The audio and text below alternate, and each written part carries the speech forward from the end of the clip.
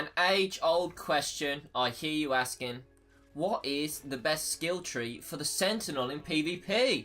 Well, here we go, I'm going to answer that for you today. Now, out of the 3 codes available to the Sentinel, by far, in my opinion, the best is code of the Protector, the one I'm highlighting here. And this is for a multitude of different reasons. This skill tree is probably one of the best that the Titan as a whole has available to him, because there's some perks here that work together so well and synergize so well together for the way that the game plays at the moment to just make it really efficient and a real effective way to play the game in PvP in its current state. Now, one of the other codes is a close second depending on what exotic you have, but I'm going to list off why Code of the Protector is the best and then list off the best exotics for it later on down the line in the video. Now, first things first, Defensive Strike.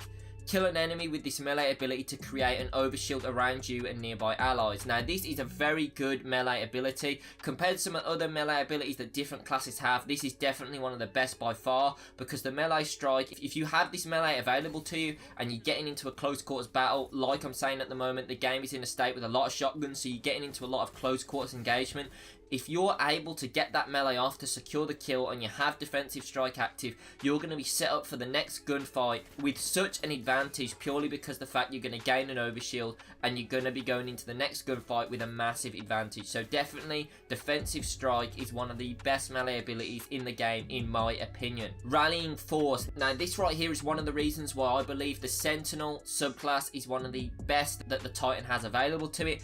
Rallying Force. Melee kills restore health for you and nearby allies. Now this is ridiculous because this does not need your melee ability to be active. So you do not need Defensive Strike active to activate this ability. All you need to do is get a kill with just your generic melee ability, and as we know, like I've said, the game is very CQC at the moment because of all the shotguns, so there's a lot of times where you're going to be fighting people in close quarter situations, and if you're able to get that melee off on them, you're going to be able to restore your health to full, ready for the next engagement, which is going to allow you to stay alive. Then you're going to be able to kill someone else and then proc it again, and you can literally chain it together so many times to keep you alive, to keep you in the fight. Now you're going to see clips in the background of me here. Literally the only reason I'm staying alive is because of Rallying Force pairing together so nicely with Defensive Strike. If you get your Rallying Force off but you also have Defensive Strike, you can technically go from being on the brink of death to full health with an overshield for the next opponent, completely taking them off guard and completely changing the tide of battle. This is one of the reasons why this class is so effective right now. Ward of Dawn. When super energy is full, create a shielding dome to protect you and your allies. Now this is something I do not take use of nowhere near as much as I should, because it is actually very effective. Basically you summon a big bubble around you and you can put it down to protect objective points, plus just other times in the game where it suits. Now this is a very effective super ability and just allows the class to have a little bit more utility than other classes do. And then finally, Turn the Tide. Your overshield from Defensive Strike lasts longer and increases melee damage and reload speed again. So like I've said earlier, that this whole skill tree is geared around your melee ability, but not only that, they all synergize so well together. So basically, if you have Defensive Strike, you're going to get a kill, you're going to gain an overshield, you're also going to get your health back because of Rallying Force, and then Turn of the Tide is going to kick in. So now you're going to be running around with an overshield, you're going to be running around with full health, and you're also going to be running around with an extended melee ability, which is going to mean that the next gunfight you get into, if you're able to get a melee again, it's not only going to make it easier to kill with that melee because now it's more lethal because of Turn of the Tide, but you're also going to be able to hit from longer range because of Turn of the Tide. So therefore leading to you potentially getting another melee kill, which is going to then again lead to you getting your health back, and then you're going to be in the fight again. It's literally such a good close quarters subclass / skill tree to use, Code of the Protector, and it's just absolutely insane for the meta that we're in. I keep on repeating this, for the shotguns that are running around, for everything that's happening in this meta, for how close quarters it is. This is definitely one of the best skill trees available to use because these perks all synergize so well and they just do the fundamentals right, keeping you alive in close quarter situations, regenerating your health so you're able to take on the next opponent and plan your next method of attack, and also giving you an overshield when that ability is active to therefore give you even more of an advantage. It just does the little things right, the simple things right, just making this whole class very effective. Now let's take a look at some of the best exotics to best utilize the Sentinel. Obviously this goes without saying, the ones that boost any form of melee damage abilities are going to definitely be on this list, and Syntheseps is on here because of that reason.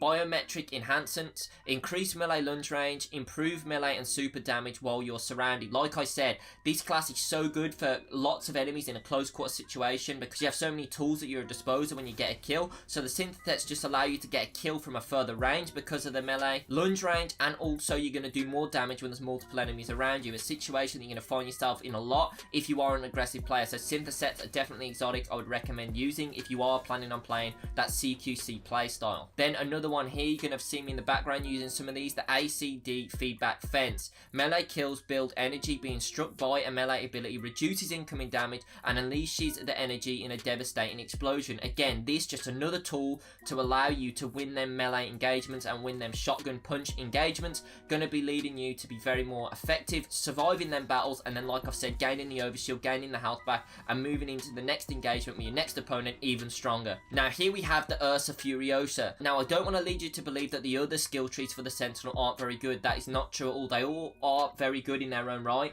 I just like the Code of the Protector the most, and I think it's the best overall for PvP. But by all means, if you have the Ursa Furiosa, I would definitely recommend running with the new Forsaken skill tree, because it basically allows you to have a bigger shield radius and block radius when you are in your super, and that's going to make it a lot easier to catch damage, and that's also going to lead you to recycling your super and getting it back even quicker with Ursa Furiosa. For those of you that don't know what this armament does, move faster while guarding with Sentinel Shield is active. Guarded damage converts to super energy when the super ends. So if you take a lot of damage while you're in this super with this proc, you're going to be able to get your super back one hell of a lot more quickly, and it's definitely most effective with the new Forsaken subclass that has came out. So if you do have this exotic right now, because of how overpowered it is, I would probably actually steer you towards the Forsaken subclass, because I think it pairs really well with this armament.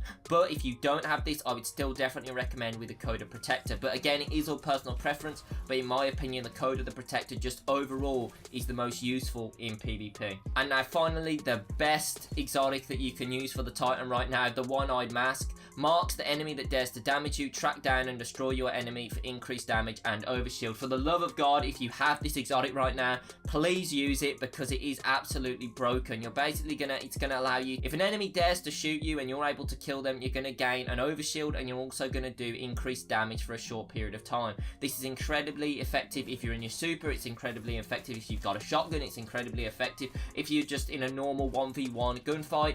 This overall is the most broken exotic in the game right now, in my opinion. Just makes you an absolute beast in PvP, and if you have it, you have to use it. So that's pretty much been it from me, guys. I really hope that you've enjoyed this guide so far, and I hope that if you haven't used the Code of the Protector and have been thinking about using it, you definitely now give it a try, because it is one of the best skill trees available for the Titan as a whole. It allows you to use that aggressive playstyle to the max with all their melee ability damage buffs. But I'd like to thank you all for watching this video. If you did like it, please consider leaving a like rating down below, and if you want to see more content on my channel similar to this, please consider subscribing. But I'd like to thank you all very much for watching, and have a great day.